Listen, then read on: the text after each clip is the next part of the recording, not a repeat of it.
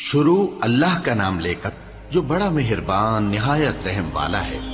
لوگو اپنے پروردگار سے ڈرو جس نے تم کو ایک شخص سے پیدا کیا، یعنی اول اس سے اس کا جوڑا بنایا، پھر ان دونوں سے کثرت سے مرد و عورت پیدا کر کے روئے زمین پر پھیلا دیے۔ اور اللہ سے ڈرو جس کے واسطے سے تم ایک دوسرے سے حقوق کا مطالبہ کرتے ہو، اور قطع رحمی سے بچو، کچھ شک نہیں کہ اللہ تمہیں دیکھ رہا ہے۔ اور یتیموں کا مال جو تمہاری تحویل میں ہو ان کے حوالے کر دو، اور ان کے پاکیزہ اور عمدہ مال کو اپنے ناقص اور برے مال سے نہ بدلو،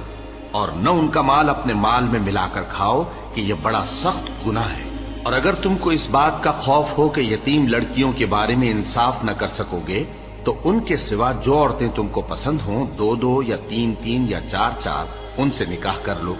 اور اگر اس بات کا اندیشہ ہو کہ کئی عورتوں سے انصاف نہ کر سکو گے تو ایک ہی عورت سے نکاح کرو یا باندی سے تعلق رکھو جس کے تم مالک ہو، اس طرح تم بے انصافی سے بچ جاؤ گے۔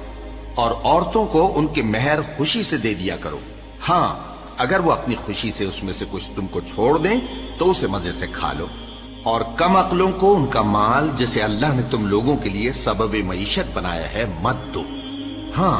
اس میں سے ان کو کھلاتے اور پہناتے رہو اور ان سے معقول بات کہتے رہو۔ اور یتیموں کو بالغ ہونے تک کام کاج میں مصروف رکھو اور جانچتے رہو،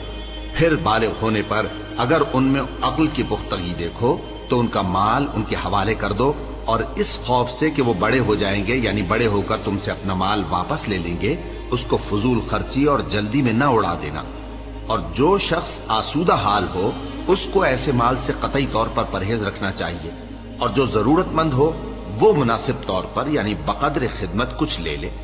اور جب ان کا مال ان کے حوالے کرنے لگو تو گواہ کر دیا کرو، اور حقیقت میں تو اللہ ہی گواہ اور حساب لینے والا کافی ہے۔ جو مال ماں باپ اور رشتہ دار چھوڑ مریں، تھوڑا ہو یا بہت، اس میں مردوں کا بھی حصہ ہے اور عورتوں کا بھی، یہ حصے اللہ کے مقرر کیے ہوئے ہیں۔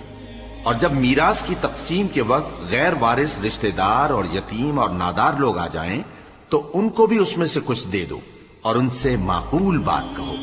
اور ایسے لوگوں کو ڈرنا چاہیے جو ایسی حالت میں ہوں کہ اپنے بعد ننھے بچے چھوڑ جائیں، اور ان کو ان کی نسبت خوف ہو کہ ہمارے مرنے کے بعد ان بیچاروں کا کیا ہوگا۔ پس چاہیے کہ یہ لوگ اللہ سے ڈریں اور درست بات کہیں۔